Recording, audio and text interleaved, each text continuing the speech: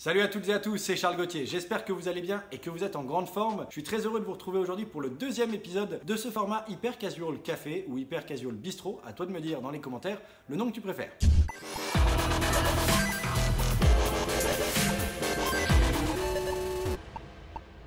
Alors dans ce format, on analyse toutes les semaines le top 10 des meilleurs jeux sur le marché US iOS. Et on va commencer cette vidéo avec le 10e de la semaine, le jeu de Geisha Tokyo Inc. qui s'appelle Richard Please. Alors je te mets une vidéo à côté de moi et tu vas voir que ce jeu est un jeu de logique où il faut trouver des choses de bon sens, faire les branchements comme ils doivent l'être faits et c'est assez explicite, c'est très clair visuellement. Donc bravo à Geisha Tokyo Inc. d'avoir mis ce jeu dans le top 10 cette semaine. On va le suivre de près, ça fait quelques temps que je le vois tourner en pub. Je pense que c'est un jeu qui est capable de rester dans le top 100 pendant quelques semaines. On va voir dans les semaines suivantes s'il est toujours présent dans le top 10 en tout cas. Je te dis pas plus de choses sur celui-ci, on est qu'au top 10. Plus j'avance dans la vidéo, plus je vais prendre le temps de décortiquer chacun des jeux. En top 9 de cette semaine, on a un jeu de Lion Studio, également un éditeur très présent dans l'hyper casu, qui s'appelle Super Saloon. Donc c'est un jeu où globalement on va faire l'action de quelqu'un qui est esthéticien, esthéticienne, et donc s'occuper de la beauté de la personne qu'on a face à nous. On est dans un univers assez cartoon, c'est assez intéressant à voir. Il y a une vraie tendance en ce moment sur ce genre de jeu où on remplace l'activité manuelle d'un métier. Et il y a eu pas mal de choses sur le passé, dans les mois passés, sur l'aspect plutôt artisanat, faire sculpter du bois, faire de la soudure, des choses comme ça. Et depuis quelques temps,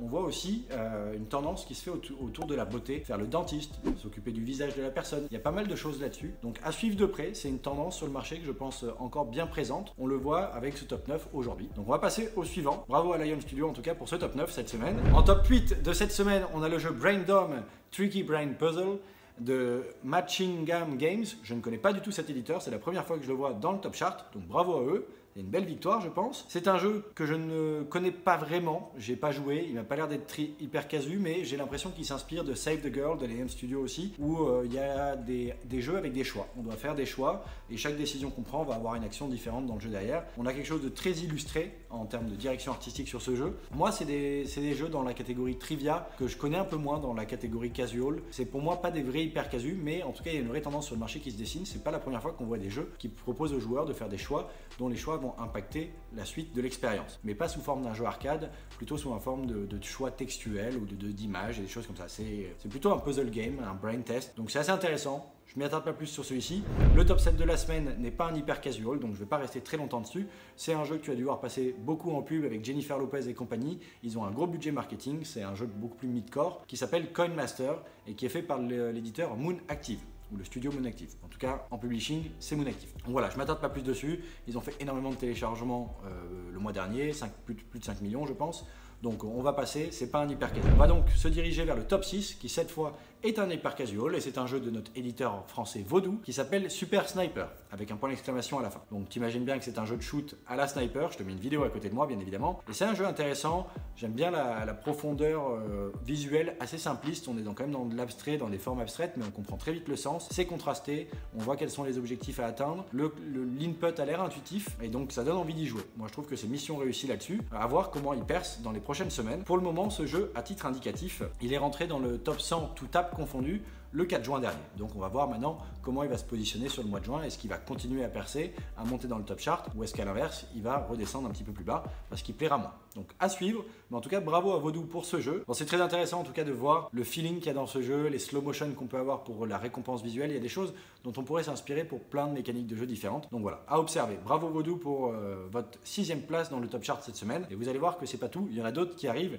Donc restez bien jusqu'à la fin de la vidéo. Le top 5 est un jeu qui n'est pas un hyper casual non plus, mais c'est un grand classique qui s'appelle Roblox, donc de l'éditeur Roblox Corporation. Et comme tu peux le voir sur la vidéo à côté de moi, c'est pas vraiment un hyper casual, donc je m'attarde pas dessus. Bien évidemment, je t'invite à le tester ou à aller voir un peu plus près ce qu'il en est. On va donc passer au top 5 de la semaine, qui lui est un jeu qui perce vraiment bien en ce moment, qui s'appelle Hyper School. Et dans ce jeu-là, c'est assez marrant, ça te rappellera peut-être tes études. On se retrouve dans une salle de classe à devoir taquiner les autres élèves, les camarades, peut-être même les profs, et à ne pas se faire choper. Donc c'est un jeu un peu de type timing, avec plus ou moins de profondeur dedans. Il est très intéressant, et il a fait une belle croissance, il est arrivé très rapidement dans le top chart, celui-ci. Depuis le 27 mai, il est dans le top 100 tout tape confondu sur le marché US, et il est même rentré dans le top 10 le 29 mai. Et ce jeu a donc plutôt bien performé, il est plutôt bien noté. Donc bravo encore une fois à Suji Games. On en avait déjà parlé lors du premier épisode, mais Suji Games est un éditeur assez récent qui commence à se faire connaître et à se faire une place sur le marché avec pas mal de réussite. Donc à suivre de près. Voilà pour celui-ci. Je vais donc maintenant m'attarder sur le top 3 de cette semaine et donc y passer un peu plus de temps. Et on va attaquer tout de suite avec le top 3 de la semaine, le jeu Fit Them All de Good Job Games, un éditeur également très connu dans l'hyper casual. Alors comme tu peux le voir, ce top 3 est assez original. On est sur de l'arrangement, on est sur du positionnement d'objets. On doit reconstruire une forme globalement avec des éléments qui sont des parties de l'élément final. Et ils ont fait une direction artistique avec des morceaux de bois. C'est plutôt intéressant, c'est contrasté, on voit assez vite l'objectif du jeu comme tu peux le voir dans la vidéo à côté de moi. Et je pense que c'est tout public, ça doit bien marcher.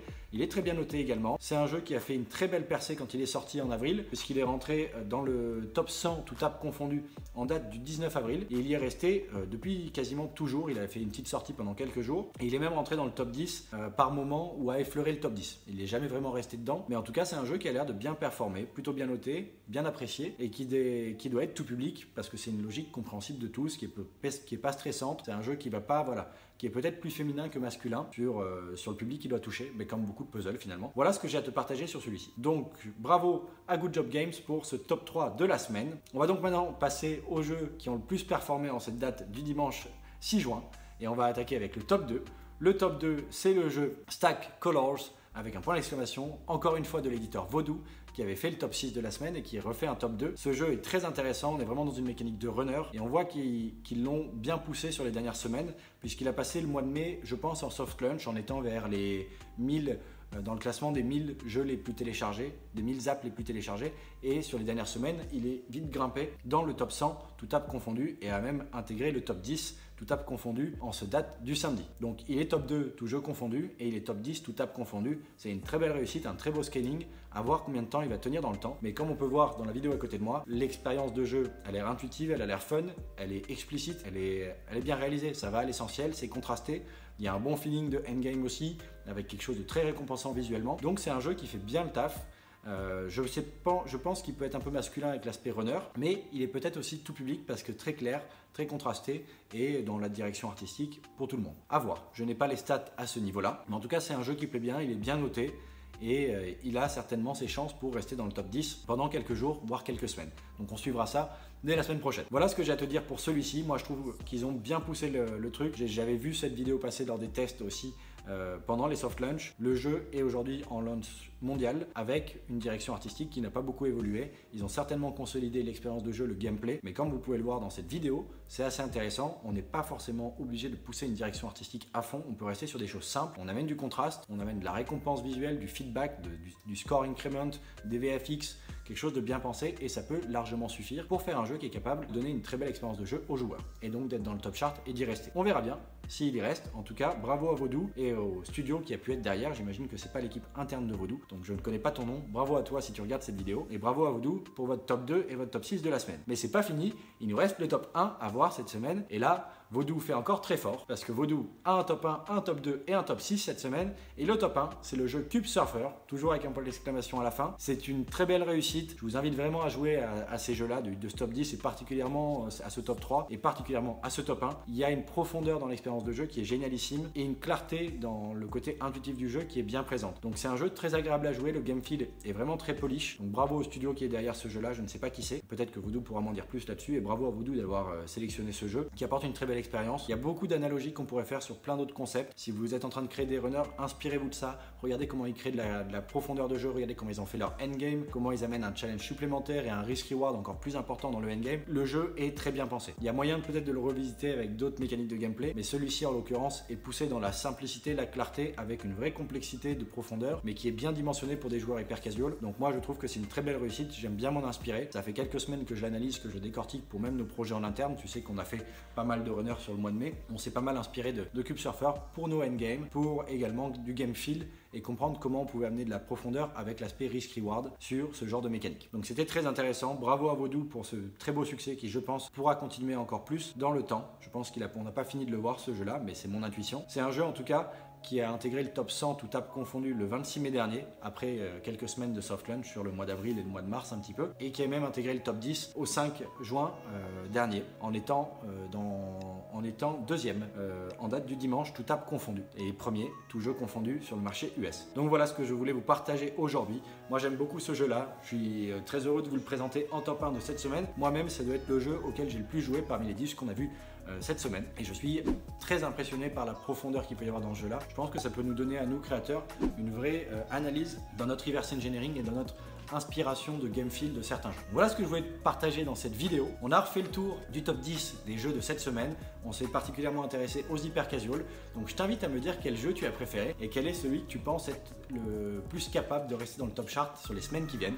Comme ça, on verra si tout était bon dans nos prédictions dans les semaines qui viennent également pour les prochains épisodes. Voilà ce que je voulais vous partager dans ce deuxième épisode. On se retrouve donc pour le troisième mercredi prochain à la même heure, à 18h. Et d'ici là, on pourra se retrouver vendredi à 18h également et dimanche soir à 20h pour les deux autres formats de la chaîne. Je te remercie de m'avoir écouté. C'était Charles Gauthier, fondateur de Hurtbox Games, en direct des locaux. Je te dis à très vite. Ciao!